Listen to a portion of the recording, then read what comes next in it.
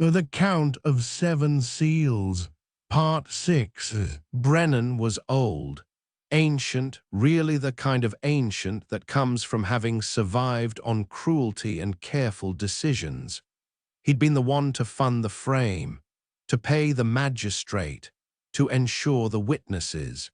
He was the architect in the way a king is an architect distant, hands clean, profit margin clear.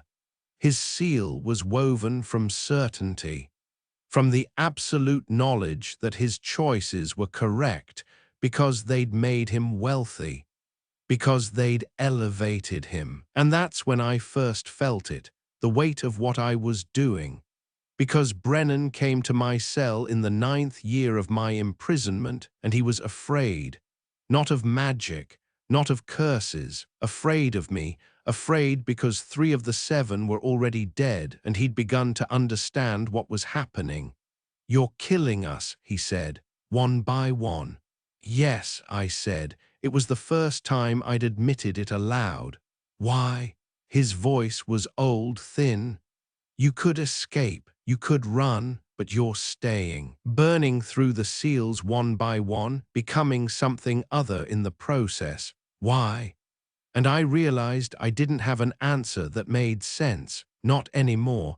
I spoke the counterspell for Brennan with less certainty than the others. It was a spell of understanding, making him see, truly see, what his choice had cost. Not just me, everyone. The cascade of consequence that rippled outward from his decision. He lived longer than the others, weeks.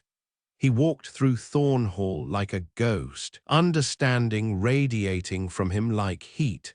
He gave away his fortune. He tried to undo the frame, but you can't undo 10 years of imprisonment. You can't restore innocence once it's been burned away. He died quietly in his sleep, and I felt something I hadn't expected, pity. 5 seals broken, 2 remained, Crow and the archivist.